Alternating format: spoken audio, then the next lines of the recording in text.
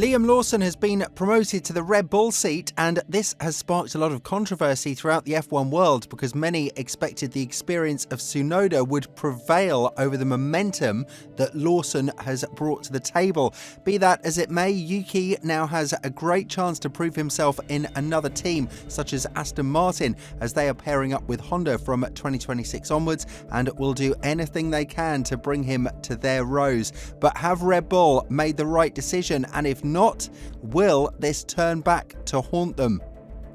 One of the greatest mysteries in the world of Formula One has finally been solved. Lawson will replace Perez as a driver for Red Bull Oracle Racing from 2025 onwards. While this was something that the majority of the F1 community preached throughout the summer break, now that it's happened, it's very difficult to comprehend the feelings of the fans who feel like Tsunoda was the driver who was supposed to get the seat. Tsunoda raised his own concerns about him being in the mix by saying that even if Red Bull say he is in the mix, he doesn't believe them. And even after the amazing tyre test in Abu Dhabi, it wasn't enough to put him in the seat next to Verstappen.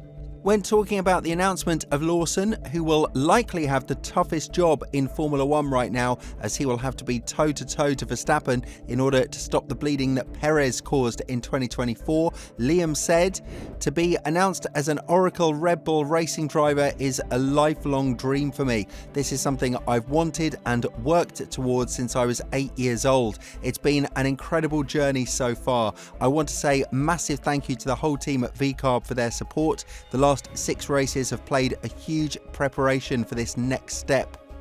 I also want to thank Christian, Helmut and the whole Red Bull family for believing in me and giving me this opportunity. I am super excited to work alongside Max and learn from a world champion. I have no doubt I will learn from his expertise. I can't wait to get going."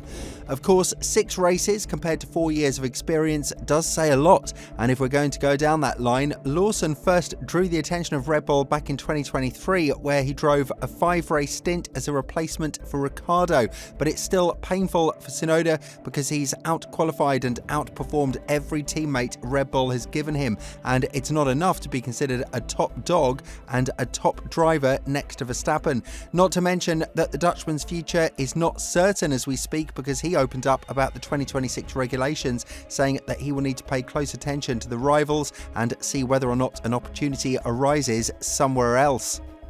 Christian Horner was super excited to announce the arrival of Lawson, and it looks like Helmut Marko's dreams have finally come true. Promote yet another young driver from the academy and make sure that his job is done in a successful manner.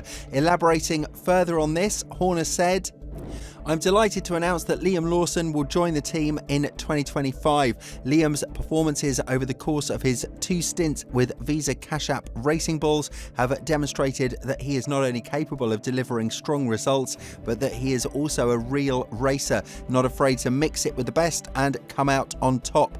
His arrival continues the team's long history of promoting from within the Red Bull Junior program, and he follows in the footsteps of championship and race-winning drivers such as Vettel and, of course, Verstappen.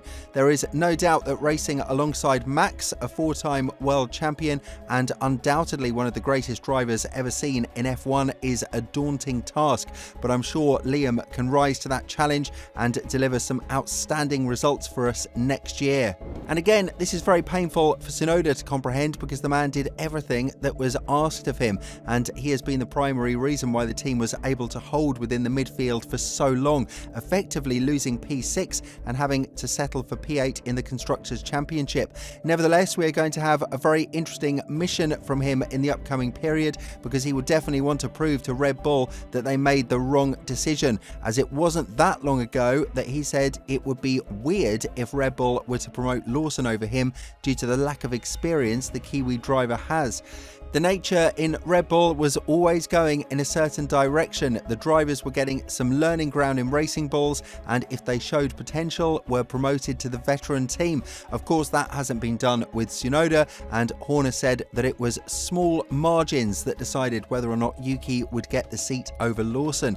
Elaborating on the details that made the decision possible, Horner said it was very, very tight between Liam and Yuki. I mean, Yuki is a very fast driver. He's got 3 or 4 seasons of experience now. He did a very good job in the tyre test for us in Abu Dhabi, where the engineers were impressed with how he performed. But we just felt with Liam, when you look and go into the analytics of his race, pace was slightly better in the races that he did.